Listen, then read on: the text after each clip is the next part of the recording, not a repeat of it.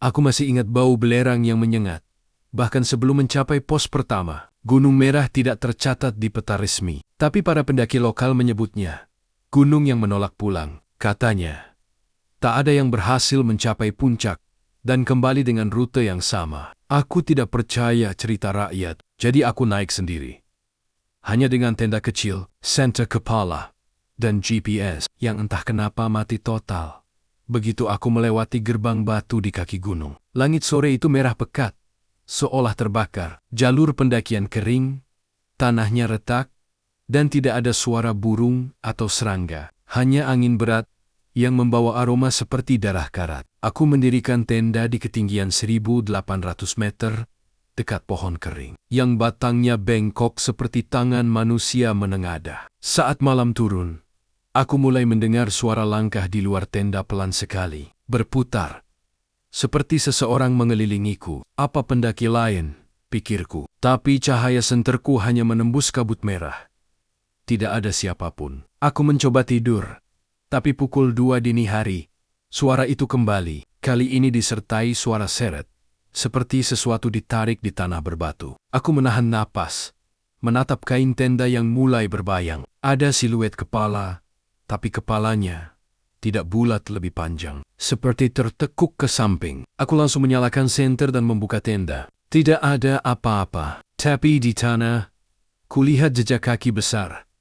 Bukan telapak manusia. Jejak itu seperti cakar dengan 4 ruas, menekan dalam ke tanah. Aku mundur, jantung berdebar, dan menyadari sesuatu. Jejak itu mengarah ke tendaku, bukan menjauh. Pagi harinya, aku memutuskan turun. Tapi jalur yang kulalui semalam tidak ada lagi. Hutan berubah. Pohon-pohon berpindah arah. Batu-batu besar yang tadinya kupakai sebagai penanda hilang. Aku berjalan berjam-jam ke arah yang kupikir selatan. Tapi setiap kali menoleh, kabut merah semakin tebal. Dan posisinya terasa seperti diulang. Pohon yang sama, cabang yang patahnya sama. Bahkan potongan tali sepatuku yang kutinggalkan tadi pagi masih di sana.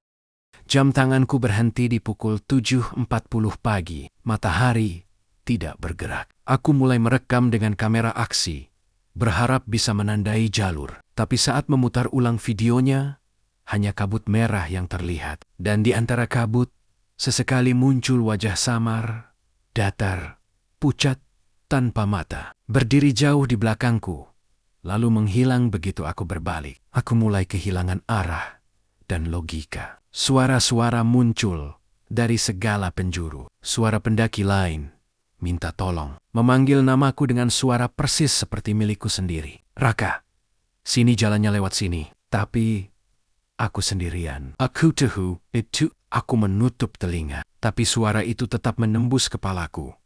Pelan dan basah, seolah dibisikkan langsung di dalam tengkorak. Sore itu, aku menemukan pos peristirahatan tua. Pondok kayu dengan papan nama hangus, bertuliskan pos 3. Tapi kayu-kayunya lembab seperti baru saja dicuci darah. Di dalamnya, kutemukan tumpukan ransel-ransel lama. Semua berdebu. Dan satu di antaranya bertuliskan nama yang sama dengan kartu identitasku. Raka. Aku membiku. Kubuka ransel itu.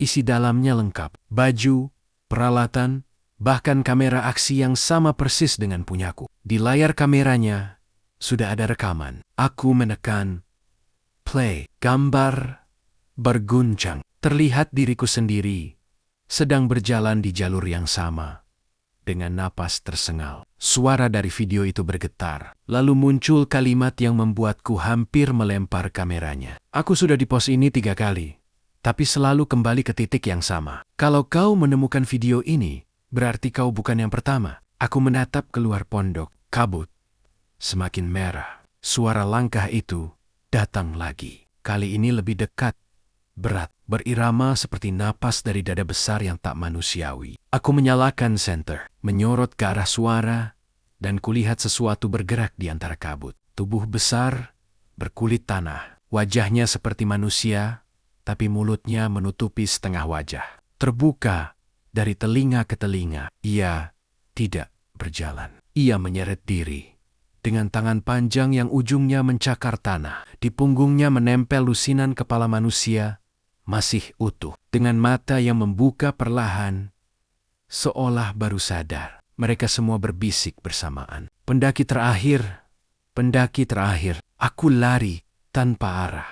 Hutan menelan semua suara, bahkan langkahku sendiri. Kabut semakin padat, sampai dunia terasa hanya sejengkal di depan wajah. Aku jatuh, terantuk batu, dan ketika bangun aku sudah di dasar lembah. Di depan batu besar, berukir simbol aneh. Di batu itu tertulis dalam huruf yang samar, yang mencapai puncak akan menjadi jalannya. Aku tidak tahu berapa lama aku di sana, tapi saat membuka mata lagi, aku sudah berada di tenda di Pasisi Oval. Seolah waktu memutar balik. GPS tetap mati. Dan saat kulihat kamera di sampingku, rekamannya sedang berjalan sendiri. Di layar, terlihat aku tidur di tenda, tapi dari luar. Lalu suara lirih dari belakang kamera berkata, "Giliranmu menyambung jalan, Raka." Ketika ku tengok, tenda sudah terbuka. Dan di luar, kabut merah itu menunggu bergerak seperti napas hidup yang lapar.